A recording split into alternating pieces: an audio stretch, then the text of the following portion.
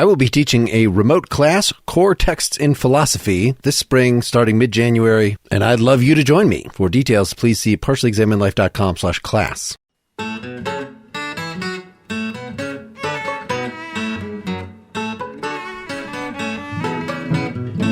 This is pretty much Pop Culture Podcast, today without a human celebrity guest that might make us relatable. Today we consider the Muppets, from their inception through their recent offerings, created long after most of the original participants have died or retired. I'm Mark Lintonmeyer here doing a sort of generic Jim Henson, monsterish voice, maybe a Rolf the Dog, something in that neighborhood. I'm Al Baker, and I can only think of one song about rainbows and what's on the other side.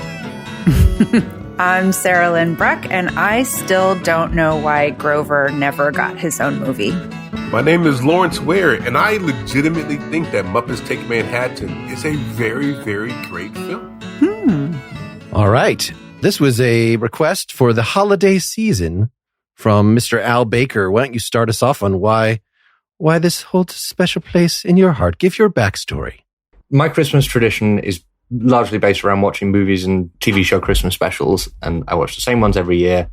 And without fail, some of them come and go, but there are two movies that always make my Christmas watch list. One is It's a Wonderful Life, and the other one is A Muppet Christmas Carol. And I think it is entirely appropriate to put those two movies in the same league. It's a Wonderful Life is an undisputed masterpiece of cinema. A Muppet's Christmas Carol, in my view, is the best family Christmas movie that anyone has ever made. It's also, in my view, the best rendition of A Christmas Carol that has ever been produced.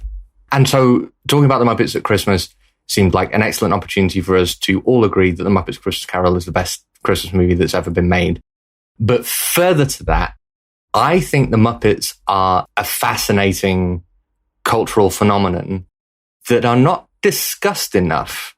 I can't think of certainly not another modern example of a crop of celebrities like the Muppets who don't exist. They're not real people, but are treated in the popular culture like everybody is just incredibly happy in the popular culture to entertain the fantasy that Kermit the Frog is a guy who lives in a house in LA and occasionally goes on TV and makes movies.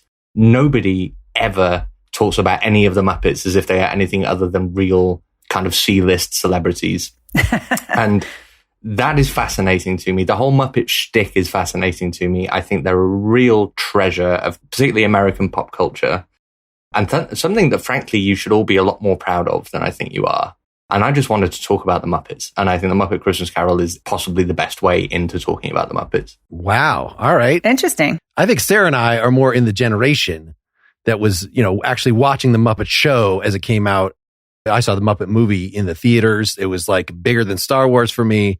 Josh and I watched the Muppet movie last night, and we sang along to all the songs. It was actually amazing how many songs, bangers, are in that one movie that still are great today, still play so well today. We were arguing whether or not that movie is actually a musical or not. Sure, it's a musical. Sure, yeah. Why not? I mean, insofar as movie musicals, lots of Disney movie musicals had like 3 songs. And is it a musical? Well, but it's like, yeah, I grew up on the Muppets. We watched the Muppet Show.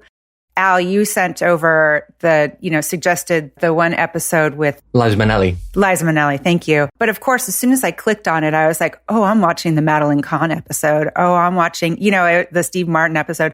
And I went through all of these, and I could not believe how many people were absolutely clawing their way into this show. It was so popular. I think it kind of went over my head a little bit, like how popular it was with adults growing up.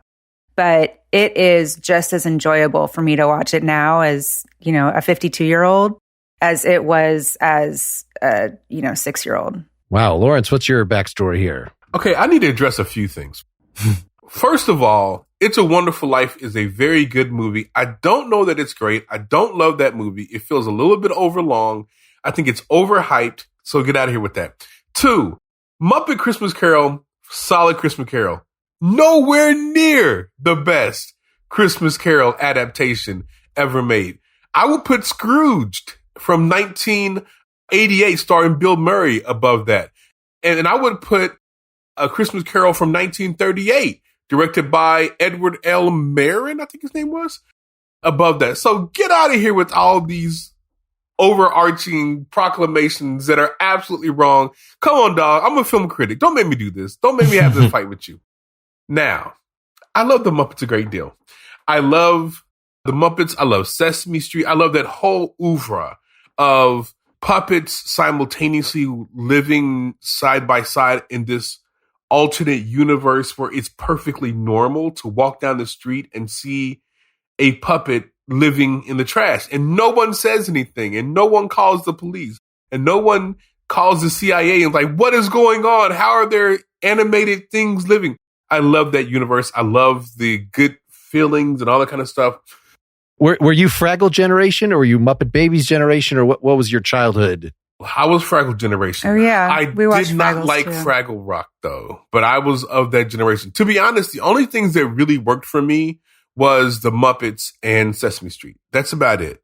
Sesame Street, by far, really had a major part of my childhood. I remember watching, my mother used to make me, I remember she introduced me to Sesame Street. There was a episode starring a very young Luther Vandross, and he's singing. I think it came out in the 70s, 78 or something like that.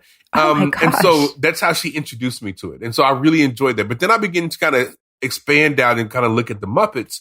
And I wasn't a big fan of like the Muppets TV shows, but I really enjoyed the Muppets movies. As I said, I think that Muppets Take Manhattan is a masterpiece. I love Treasure Island. I do love A Christmas Carol. I think I love the Muppets movie, that movie that happened. And then I like the recent ones. The two recent, I forgot what they're called. It's Muppets and Muppets Most Wanted. But I'm not going to make any overarching proclamations of the best things that have ever been created. But I really, really enjoy them. I think it's really interesting that the Muppets and Sesame Street have kind of transcended generations. That it started in the 70s, 60s, that time period, and it's still going today. Like I show my kids Muppets movies now, and they really enjoy it. And like, hey, look at that person, that famous person showing up. And that song, and I think we could get into why that is. And I would put him easily on the top of the list of some of the best children's programming that has ever been made. So you folks know that I kind of, as we were preparing for this, tried to maybe weasel out of watching a bunch more Muppet stuff because I was not in a Muppets mode. I've since got back into it. I still have issues like the episodes of the original show, which I loved as a kid. You know, I remember like season 4 or something in real time. You know, every week I was watching those when they came out. You know, that's who I thought adult celebrities were, Shields and Yarnell or whoever was on that week. But the ones that I watched, and I watched like the John Cleese and most of the Steve Martin and the Florence Henderson. I very seldom even like smiled during those. Like the humor was so dated to me. By the time I got to like rewatching the original Muppet movie, like that is just so burned on my brain from seeing it repeatedly as a child that it's just pure nostalgia. And I agree that those Paul Williams songs are right on. And I'm glad because I had only seen Muppets Christmas Carol once. And as, I don't know, a teen or something and wasn't particularly impressed. It was all right, whatever. But watching it again this time, yeah, I think it was really well balanced and a well crafted thing. It's exactly the same team that made the Muppet movie, except for, of course, you know, Jim Henson. And Richard Hunt, but, you know, two of the players, but the same writer, Jerry Jewell, Paul Williams still doing all the music. He came back. Yeah. And the fact that it is Michael Caine doing it totally straight, I think just as good as Patrick Stewart or any of the other, Albert Finney, any of the other. Amazing. Did you see that quote? It was a wonderful portrayal, wonderful acting. And the casting of the Muppets into their roles in A Christmas Carol is just perfect. There was never a better Bob Cratchit than, and like Sam the Eagle as the schoolmaster and everything. It's just, oh, and Fozzie Bear as Mr. Fozzie Bear. It just all lines up so perfectly. And Gonzo. As Charles Dickens. As Charles Dickens. Perfect. Yeah, that was the sort of comic through line, and they balanced it pretty well. And I like the fact that Muppets were not the ghosts, or the ghosts were puppets, but they weren't like, maybe they were puppets from the Henson's 80s post. Like, I don't know if they were original to this special or, you know, had existed in some form, but they were not familiar and they were trying to, you know, make use of the effects of the time. So Mickey's Christmas Carol is much more often played in our house. My wife's grew up watching that thing, where I think probably there have been other shows, Mr. Magoo or whatever, you know, different versions of this where they stick all their characters in. And so not having Fozzie be the Ghost of Christmas Present or something. Like, okay, we're going to actually tread a line here between the familiar stuff of the Muppets joking around, but like we're going to kind of take it seriously as at least an effects laden version of the thing. I think they did that too. I read somewhere maybe on the Wikipedia page that they had originally thought about bringing in familiar Muppets as the ghost characters, and they decided against that. And I think it's because they really were taking this old story very seriously. And some of it is scary. Some of this stuff is frightening for their audience. So I liked that they did that they went that way. It speaks to something that's related to something I talked about in my introduction, which I think is a real secret to the longevity of the Muppets. Everything that's been made featuring the Muppets takes the reality of the Muppets themselves extremely seriously. And I wonder if the choice in a Muppet's Christmas Carol is to do with that. So like, it's fine that Muppets can be, schoolmasters and fruit vendors and whatever else, like the Muppet characters, but they can't be ghosts because ghosts don't exist. But we all know that the Muppets do exist. Well, except the Marleys. Oh. The Marleys I hadn't thought about it that way. But the Marleys were real and then they died. I don't know. It makes sense in my head. Good point, Mark. But it still makes sense in my head. Right? That's interesting. I do want to have a conversation really quickly. We don't have to go deep into this about just why the Christmas Carol is so beloved, why it's like been adapted so many times, and why it works for kids, because it shouldn't. It's like a horror story. It's a ghost story. It's really like, so why do you guys think it works so well this time? And it's appropriate for children. It's not too scary. Like, what do they do to make it palatable for children? One thing is that we should really talk about the fact that it's very well known, right? But we should really talk about the fact that A Christmas Carol provides the cultural blueprint for what we all think that Christmas is. So the fact that it's snowing, the fact that it's basically a Victorian London is the core traditional Christmas setting. The fact that it involves the moral lesson of Christmas has to do with learning to get rid of your selflessness and embrace being giving. All of this stuff is completely the invention of Charles Dickens, but it has become the way that we think about Christmas in Britain and the United States, at least. And the fact that A Christmas Carol has lasted as long as it has and been as influential as it has surely has something to do with the fact that it is just the purest expression of the Christmas spirit, because it's what our idea of the Christmas spirit is ultimately based on. But there's also the fact that it is just a cracking fairy story. It's really Charles good Dickens story. knew what he was doing. It gives people permission to have a good time. This is the one time of year when you can spend a lot of money, you can treat your friends, you can treat yourself, and that's something that I think as a kid is incredibly appealing. It is okay to spoil yourself and to spoil others during this time of year. And being stingy and cheap like Scrooge is a bad thing. That's something that would have absolutely resonated for me as a kid. It's a bad thing, but as far as kids go, it might be the most forgivable of sins. Like, all you have to do is just not do that anymore. It's not like you've been, I'm a torturer, and then the ghosts come, I'm not going to torture anymore. That doesn't undo the torture you've done. That you did. Yeah, exactly. Right. So maybe being a liar, you could just like, come clean and everybody forgives you. But even that, like, have you been living a lie? Like, so. Whoa, here we go. The Lifetime version of the Christmas Carol. Let's go. But it would be interesting to see the long-term effects that you're going to save Bob Cratchit's boy now. But what about all the other boys that you let die in the past through your stingy behavior? All the people that you evicted and, their relatives are not going to forgive you or whatever. That does not come out in the story. You can actually completely turn things around. You can.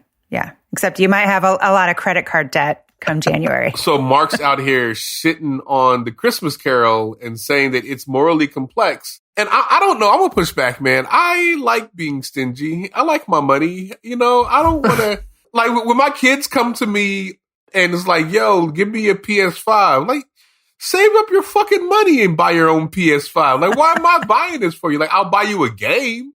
I'm not going to buy you a $500 gaming system. I don't know. I think that Christmas is a good time to spend a little bit more money than you normally do, but, within limits. It is permission. So I've been reading a little bit about whether or not this story is a capitalist story or an anti-capitalist story. What do you guys think? Interesting. It's a liberal story. The moral of the story is, if only rich people made more morally generous decisions, everything would be fine.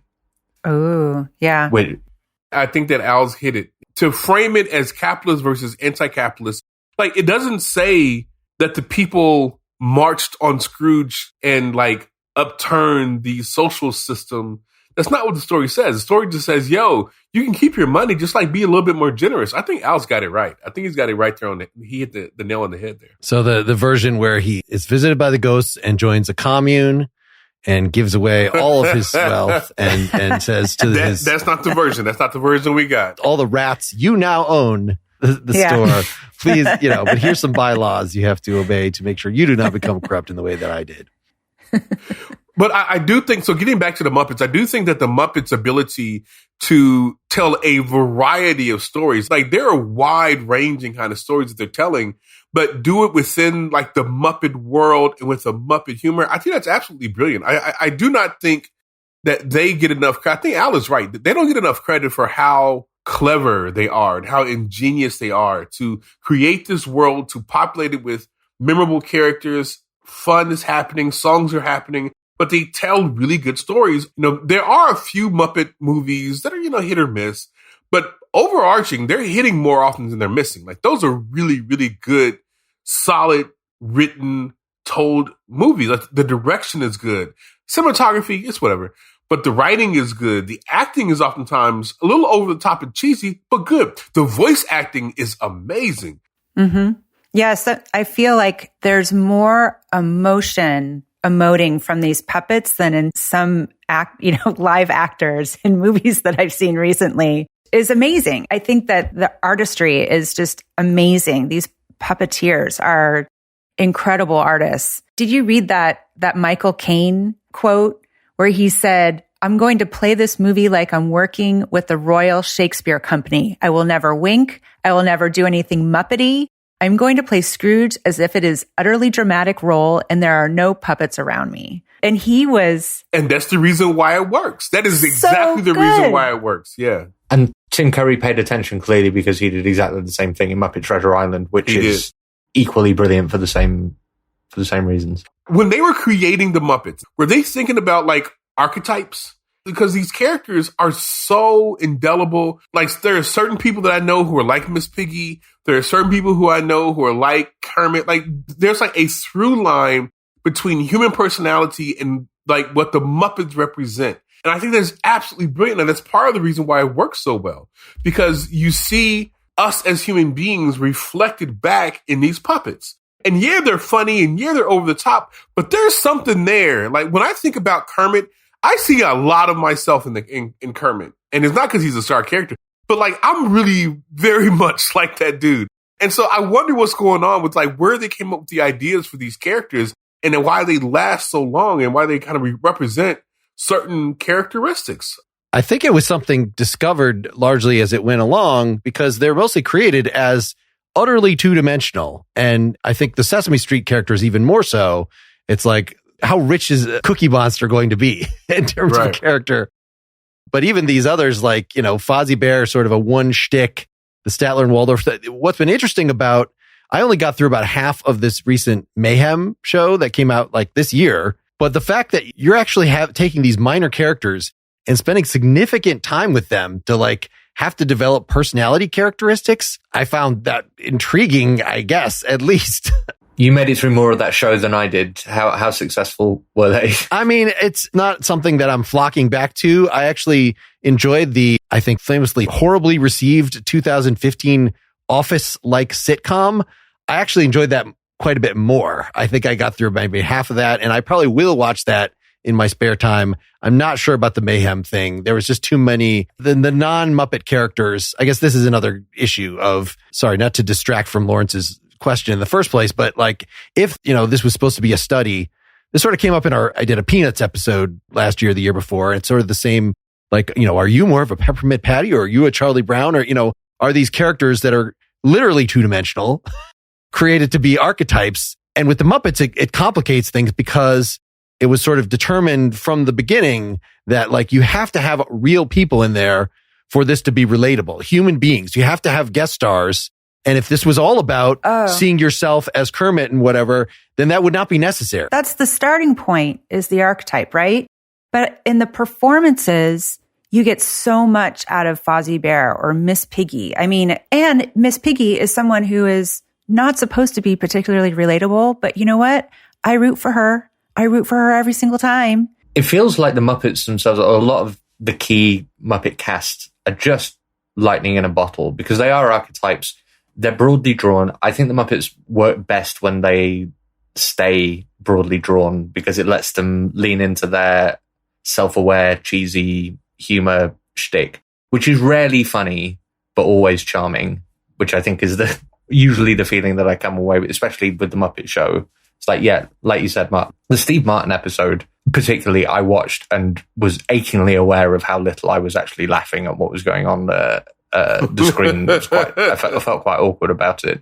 But it's still charming because they're trying to be funny and they're not being funny, and Steve Martin's there being annoyed at a frog, and it's fun to watch.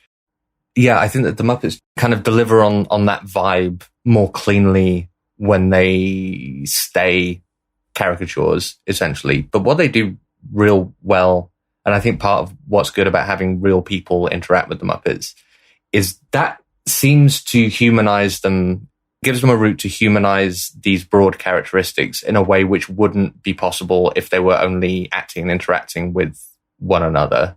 I think the way that real people interact with Muppets on screen is a huge part of what makes them special. I mean, it is that idea of playing it straight, you know, that they are taking these, they're not winking necessarily at the audience. I mean, there's a little bit more winking in the Muppet Show for sure, but there's, you know, not in the movies at all. I mean, they never make jokes about the fact that they're not real.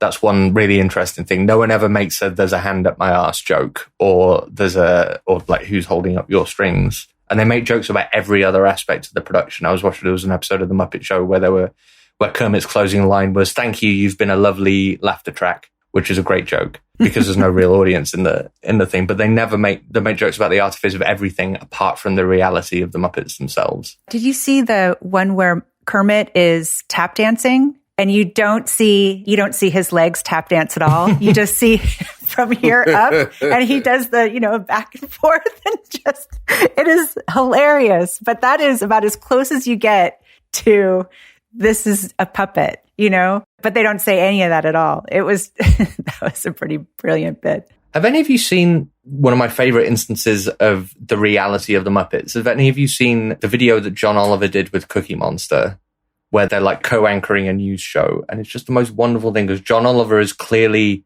in no sense just completely buying into the reality of Cookie Monster as a co-host. The best part of the video isn't the video itself, it's the outtakes, because it's John Oliver and Cookie Monster just making jokes to each other about what's going on. And just Cookie Monster just seems like a real person. It's really funny. And I think that's part of the humor is that they are taken seriously. Like, I imagine behind the scenes, there's all kinds of stuff with hands and puppets and strings and all kinds of stuff. And it's very kind of maniacal. However, when it's on screen, you're in a completely different, like, honestly, a different dimension where there are these puppets who are like living their lives. Like, I imagine they go to puppet funerals and they have puppet church and they, you know, study puppet philosophy and they have like a puppet Derrida. Like, I imagine they have all that stuff, right? It's just like, it's a real world and they really take it seriously and they don't wink and they like play it straight. That's the reason why the film works so well. Kane plays it straight and everyone else follows his lead and plays it straight.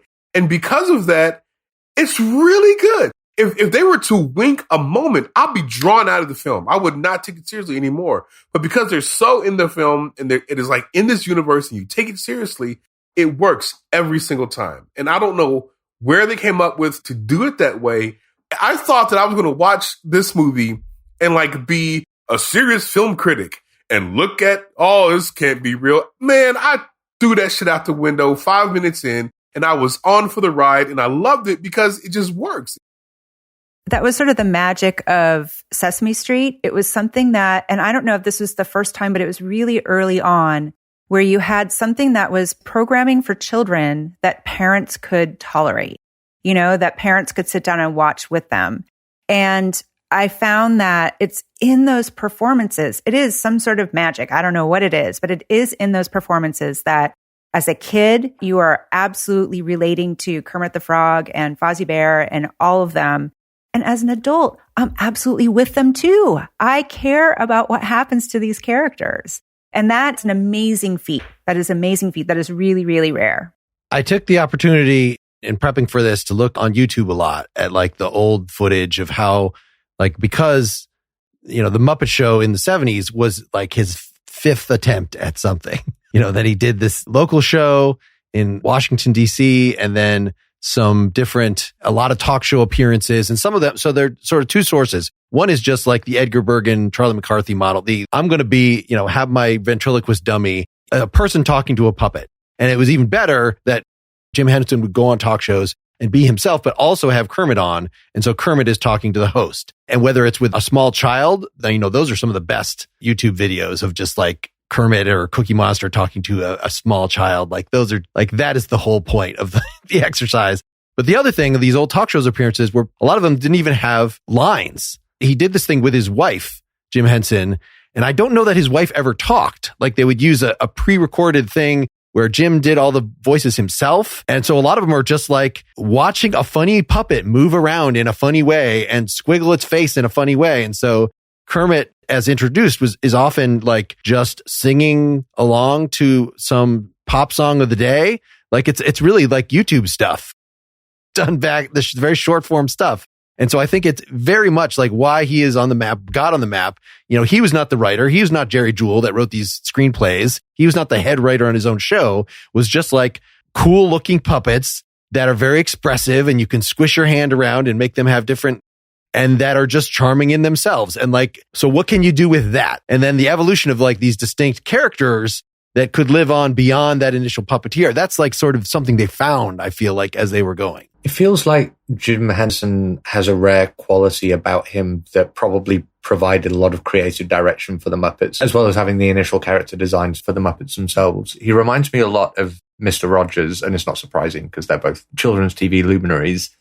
But there's a sincerity and gentleness to Jim Henson, which feels like it permeates everything about the Muppets and what they stand for. And it seems really important to what the Muppets became to me, the fact that they did come from this particular guy.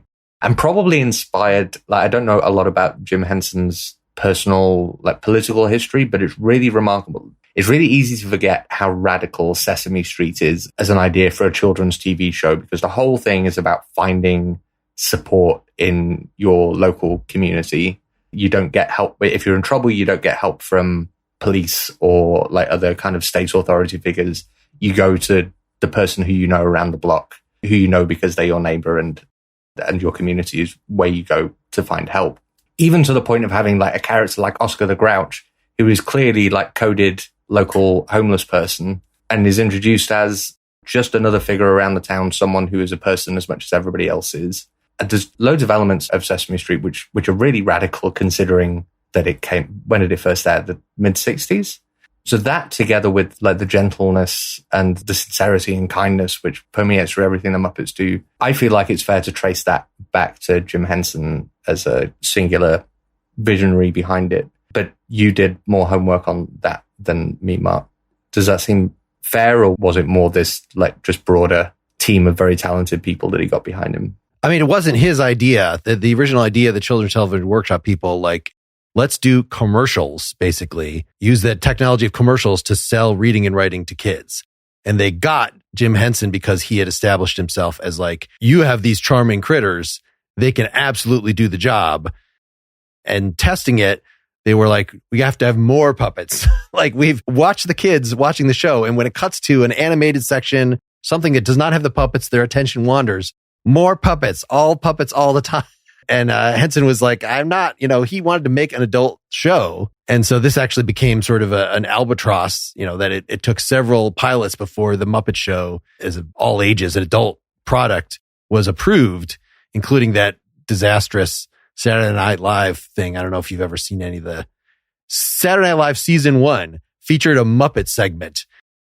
But it did? Yes. It didn't have any of the Muppets, they're just different puppets, but with these same voices. And the union rules had it such that the Saturday Night Live writers had to write the sketches that the Muppets read, and nobody was happy with this, and it didn't last very long. Not quite the same magic. Since we're on Jim Henson, what do you guys think about 2 other films that I think people love, but I don't love? But there's The Dark Crystal, which we can get into that if you want to. And then there's Labyrinth, which anyway, I'm not going to say anything.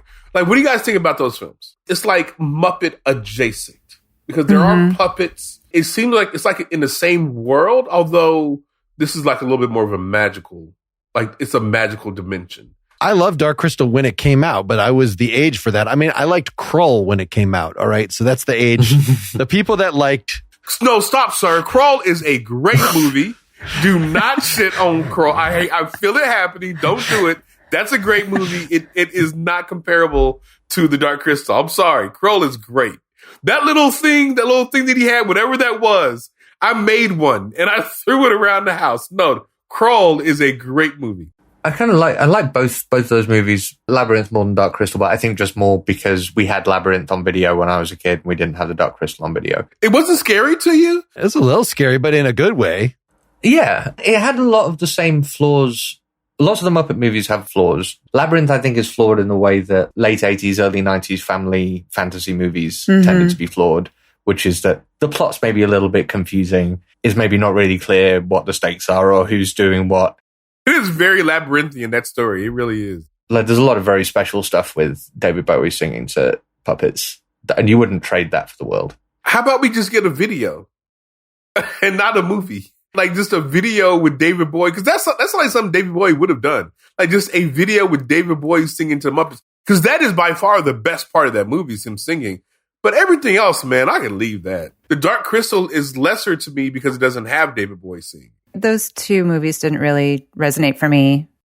I don't know why. Because you were young and you had a sharp film critic within you that was burgeoning, and that's the reason why it didn't resonate with you. Yeah, that sounds accurate. Did you just do a Muppet movie? I'm trying to do this.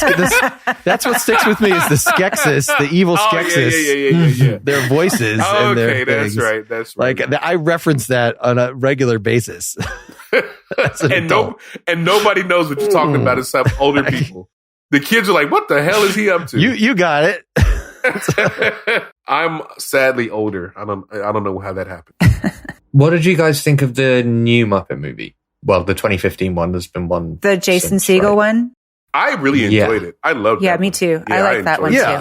It's a fan's love letter to the thing. And the music in that is really good. Like the songs are really catchy. Songs that he sings. Yeah, I thought it was super fun. The score for that. Right? The guy from Flight of the Conchords and What We Do in the Shadows. Mm-hmm. Oh, well, that makes sense then. Why it is so catchy? The stories or whatever, but the songs are really like stand out. And Amy Adams is really kind of affecting and catchy, and she plays well off of Jason Segel, who's affecting and catchy. And then there's their rendition of Phenomena at the very end is really good. Like I enjoyed it quite a bit. Yeah, it was cute. Now, when I rewatch that, I fast forward the story parts and get to the songs. But did anybody watch Emmett Otter's Jug Band Christmas? Nope. Yes, for the first time in my life, I didn't know anything about it. It was so beautiful. That's such a lovely thing. Wait a minute. Wait. What is this? What's this again? So this was a made for HBO thing because they couldn't sell it anywhere else. Came out in 1977. Yeah, between like seasons 1 and 2 of the Muppet Show. 1977 on HBO. Yeah. And apparently that exists. Broadcast it between Emmanuel and a boxing match. Wasn't that all they showed? It was a television special, and we had that taped, and so I know where all the commercial breaks are. So we had that on Betamax tapes. So I am totally aging myself. Holy crap. But we had that on Betamax tape. I have not heard of Betamax in years. We wore that tape out. That was one of our favorite. We watched that in the summer. Like we loved that movie, or that it wasn't even a movie. It was less than an hour. that was absolutely something that I grew up with, and our entire family loved it. And I found the book that it was based on. It was just like a short little children's book that it was based on, and like in the 90s or something. I found it and I gave it to my mom. But I love that we rewatched it, and I watched it with my daughter, and I was surprised at how well it still held up. I mean, it's definitely corny, but good songs. Great songs. Puppetry is they were just showing off there. I just felt like Jim Henson was just showing off. I'm still getting over the fact that Al just mentioned Emmanuel, a very important figure in my young development. And I have not thought of Emmanuel for, was it like 3 or 4 movies or something like that? I haven't thought of her by now. I haven't thought of her in many years. Thank you, Al, for taking me back to that formative time in my young adulthood. One of my nephews, that's just something that I feel like both of my kids had something that we would show them that they would like get fixated on. So for my daughter, it was Frosty. And for my son, it was the Peanuts Halloween thing, which strangely enough, he cued on signed document. Signed document. The opening joke about the football involves a signed document. So my son learned to say signed document before he learned to say paper. That's so cute. But my nephew, I remember him coming to our house and just like, because he wanted to watch Emmett Otter more.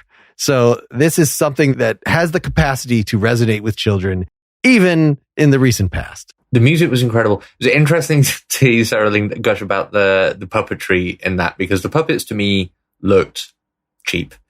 But I was really impressed with the effort. There's this one scene near the beginning where they're on the river and there are ducks moving around. And my girlfriend was watching with me and was like, how are they making the ducks move like that? And then there's a shot where you can see all the strings, and each one of these ducks that's floating around just as background in this scene has like 6 different movable parts with strings on it. And that kind of effort and attention to detail is obviously hugely impressive. Oh, I know. But I was also just that's where I was thinking about the expression in their faces, like even when Ma is like, and I was like, oh, I've seen my grandmother make that face, and that was somebody doing that with their hand in a puppet, It felt like the main characters had like 2 points of articulation in their faces. I missed Kermit's expressiveness when I was watching Emmett Otter. Based on the book.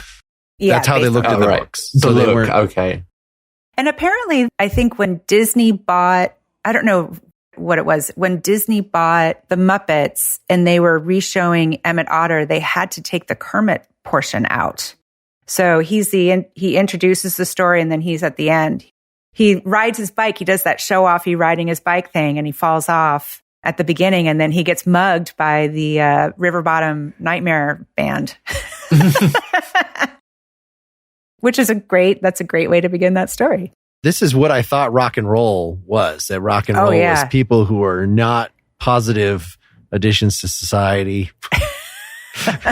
They're just a bunch of snakes and lizards. They had a great song, though. Yeah, it was a great song. All of them were good. That movie's so fun. I don't need to see it, though, for a while. To sort of finish off our holiday stuff, I mean, there have been a number of Christmas specials and things, and even a pretty recent one that I found on Disney, this like Letters to Santa, which I did sit through it, but I did not enjoy it as one of the most. That's 2008. It's not that recent. And some other things from the 80s that I was looking at on YouTube, but the John Denver things. So one of the things, people my age, we would get like the LPs. So I had the Muppet Show LP and the Muppet Christmas LP with John Denver. So I listened to these things, and it did make me think, because in revisiting this stuff as an adult, we're listening to Christmas songs. Let me pull up a Muppet Christmas song. But is there a point just to hear someone singing in this voice? No, there's really not. Unless it goes with a piece of felt. The 12 Days of Christmas was super fun, though. You have to say. 12 Days of Christmas is by far the high mark. I don't think I've listened to anything else significantly beyond that song. That song is still in rotation in my house, by the way, the 12 Days of Christmas. Because it's fun to sing along, and you try to do the voices and all kinds of stuff. But beyond that, John Denver was like a central artist in my house. Like my dad was that kind of folk singer, and so I got a lot of John Denver as a kid. Yeah, I have never listened to John Denver. Yeah, we had our fair share of John Denver. It was a in our 70s house thing. too.